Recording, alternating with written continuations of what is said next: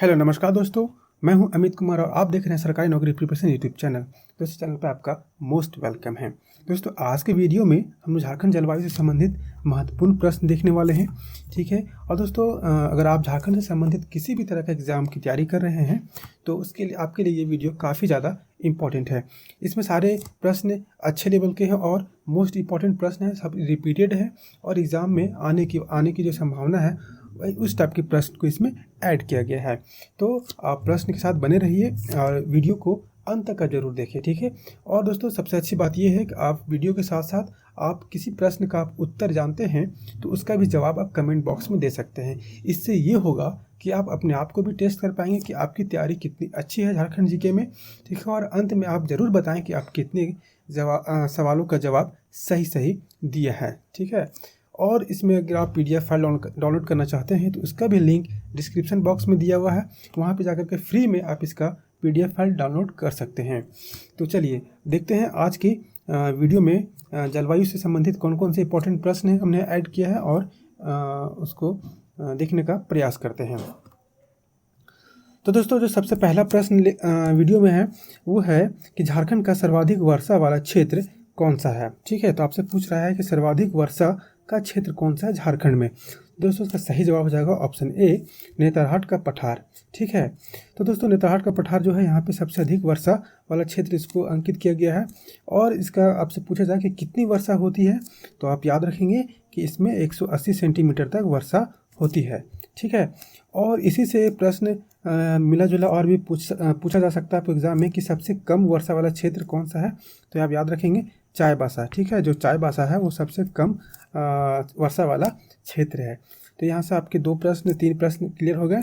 ठीक है। याद करने की कोशिश कीजिएगा। चलिए नेक्स्ट क्वेश्चन है कि झारखंड की जलवायु कहलाती है। ठीक है। तो झारखंड की जलवायु है वो क्या कहलाती है। तो इसका सही जवाब हो जाएगा ऑप्शन ए, मानसूनी जलवायु। ठीक है। मानसूनी जलवायु कहलाती है। और यहाँ पे ऑप्शन आपको उष्णकटिबंधीय मानसूनी जलवायु भी आ सकता है। तो आप पूछेंगे कि उष्णकटिबंधीय मानसूनी जलवायु क्यों कहते हैं। तो देखिए दोस्तों जो झारखंड प्रदेश है ना वो उष्णकटिबंधीय प्रदेश है। ठीक है। इसलिए यहाँ की जो जलवायु है वो उष्णकटिबंधीय जलवायु भी हम लोग कहते हैं। तो आपको कंफ्यूज नहीं होना है। ठीक है। उष्णकटिबंधीय जलवायु मानसूनी जलवायु भी कह सकते हैं। चलिए बढ़ते हैं अगले प्रश्न की तरफ। अगला जो प्रश्न है झारखंड का सबसे ठंडा स्थान कौन सा है। तो दोस्तों इसका सही जवाब हो जाएगा नेतरहाट। ठीक है। नेतरहाट जो है सबसे ठंडा वाला स्थान है और यह सबसे अधिक वर्षा वाला भी है और सबसे अधिक ठंडा भी है। आपको नेतरहाट जो है आगे बहुत देखने को मिलेगा। बहुत से प्रश्न का उत्तर भी मैं आपको नेतरहाट देखने को मिलेगा। चलिए उसको वो आगे जैसे से क्वेश्चन आएगा वैसे से आप देखते जाएंगे वीडियो में। हाँ ठीक है। तो चलिए इसमें कुछ फैक्ट जो बन सकते हैं उसमें बताने की कोशिश करते हैं। जो इसमें ठंडा स्थान है, जो ठंडा स्थान की चर्चा हो रही है तो ये तो शीत ऋतु में होगी दोस्तों। ठीक है। ये शीत ऋतु में, तो शीत ऋतु झारखंड में कब आगमन होता है जो ठंडा का। तो याद रखिएगा नवंबर से फरवरी में तक रहता है ठंडा। ठीक है। नवंबर में आगमन होता है, फरवरी तक ठंडा रहता है। और नेतरहाट जो ठंडा स्थान है तो ये सबसे कम टेम्परेचर भी यहाँ पे जाता होगा। तो यहाँ पे याद रखिएगा 7 डिग्री जो है सबसे कम टेम्परेचर यहाँ पे चला जाता है नेतरहाट का। चलिए नेक्स्ट क्वेश्चन देखते हैं। नेक्स्ट क्वेश्चन है झारखंड का सबसे गर्म स्थान कौन सा है। तो जाहिर सी बात है एक राज्य में अगर कहीं सबसे ठंडा स्थान है तो कहीं गर्म भी होगा। तो उसका सही जवाब है ऑप्शन ए, जमशेदपुर। ठीक है। जमशेदपुर सबसे गर्म स्थान है। सबसे गर्म स्थान है तो यहाँ पे ये भी पूछा जा सकता है कि उसका टेम्परेचर अधिकतम कितने तक जाता है। तो याद रखिएगा 45 डिग्री सेल्सियस तक सबसे इसका हाईएस्ट टेम्परेचर रिकॉर्ड किया गया है अभी तक, है ना। चलिए नेक्स्ट क्वेश्चन देखते हैं। नेक्स्ट क्वेश्चन है झारखंड की रानी किसे कहा जाता है। तो दोस्तों इसका फिर सही जवाब होगा नेतरहाट को झारखंड का रानी कहा जाता है। देखिए नेतरहाट को झारखंड का रानी कहने के पीछे इसके पीछे कारण ये है कि वहाँ पे एक तो मौसम बहुत सुहाना होता है और वहाँ पे जो प्राकृतिक आपको दृश्य मिलेंगे, जो प्राकृतिक सौंदर्य वहाँ पे और सब जिलों के मुताबिक वहाँ पे काफ़ी अच्छा है। ठीक है। वहाँ पे झरने वगैरह भी है और मौसम भी बहुत अच्छा रहता है। इसलिए झारखंड को नेतरहाट को झारखंड का रानी भी कहा जाता है। ठीक ना। नेक्स्ट क्वेश्चन है राज्य की जलवायु को प्रभावित करने वाला कारक नहीं है। ठीक है। तो देखिए इसमें पूछ रहा है कि राज्य को प्रभावित करने वाला कारक नहीं है इसमें से कौन सा। तो आपके सामने 4 ऑप्शन है दोस्तों, याद रखिएगा। यहाँ पे थोड़ा सा आपको पेज में अगले पेज में चला गया है, तो नेक्स्ट ऑप्शन भी देख लेते हैं। हिमालय, गंगा नदी, कर्क रेखा की स्थिति और दक्षिणी पश्चिमी मानसून, ठीक है, मानसून।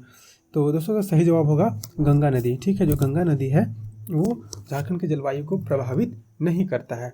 इसके पीछे कारण ये भी है कि जो गंगा नदी है झारखंड में बहुत कम स्थान पर बहती है, जिसकी वजह से यहाँ पे ऐसा कुछ प्रभावित नहीं करता है। तो इसका सही जवाब हो जाएगा ऑप्शन ए, गंगा नदी, ठीक है। आप समझ गए होंगे दोस्तों। अगर आप प्रश्न का सही जवाब जान रहे हैं तो कमेंट में इसका जवाब जरूर दें, ठीक है। कमेंट में जवाब जरूर दें इसका, और अंत में आप जरूर बताएं हमें कि आपने 20 जितने प्रश्न मैंने आपको बताया इस वीडियो में कितने का सही जवाब दिया है। दोस्तों आप ईमानदारी जरूर बरतें, जब तक आप ईमानदारी से कोई चीज़ नहीं करेंगे आपको कोई चीज़ हासिल नहीं होगी, ठीक है। तो चलिए बढ़ते हैं और देखते हैं अगला प्रश्न कौन सा है। झारखंड का ठंडा स्थान नहीं है, ठीक है। तो इनमें से झारखंड ठंडा स्थान नहीं है। देखिए नेतरहाट ठंडा स्थान था, रांची भी वैसा है, लेकिन यहाँ पे ऑप्शन आपका जमशेदपुर है। तो हमने पढ़ा था कि जमशेदपुर सबसे गर्म स्थान है, तो ये आपका ऑप्शन सी सही जवाब हो जाएगा, जो सबसे जमशेदपुर ठंडा स्थान नहीं है। आपको थोड़ा सा लॉजिक भी लगाना होगा, सेंस ऑफ ह्यूमर भी यूज़ करना होगा जब आप एग्ज़ाम देने जाएं, ठीक है। चलिए नेक्स्ट है, झारखंड का शिमला किसे कहा जाता है। तो दोस्तों जो झारखंड का शिमला है उसे रांची को कहा जाता है, ठीक है। रांची का भी मौसम और टेम्परेचर काफ़ी हद तक नॉर्मल रहता है, और जिसकी वजह से रांची को झारखंड का शिमला भी कहते हैं। चलिए नेक्स्ट है, झारखंड की जलवायु के प्रचलित मौसम, ठीक है। तो इसका सही जवाब हो जाएगा ऑप्शन बी, शीत, ग्रीष्म और वर्षा, ठीक है। पहले ठंडा का मौसम, फिर गर्मी का मौसम और वर्षा का मौसम। तो चलिए इस तीनों के बारे में बात कर लेते हैं कि कब इसका आगमन होता है और कब तक ये रहता है। तो सबसे हम लोग पहले बात करते हैं शीत ऋतु की, ठीक है। शीत ऋतु की बात करते हैं हम लोग। तो दोस्तों ये नवंबर से इसका आगमन होता है और ये फरवरी माह तक रहता है, ठीक है। और बात करते हैं इसका ग्रीष्म ऋतु का। तो दोस्तों इसका जो आगमन होता है वो मार्च में होता है दोस्तों, और ये कब तक रहता है, मिड जून तक रहता है, ठीक है। ये मिड जून तक रहता है। और वर्षा, दोस्तों जो वर्षा होती है वो कब तक रहती है, वर्षा का आगमन होता है आपका जून में, ठीक है। वर्षा का आगमन जून में होता है और ये अक्टूबर तक रहता है। ये मिड जून में इसका आगमन होता है वर्षा का, और अक्टूबर तक वर्षा ऋतु झारखंड में रहता है। चलिए आप समझ गए होंगे।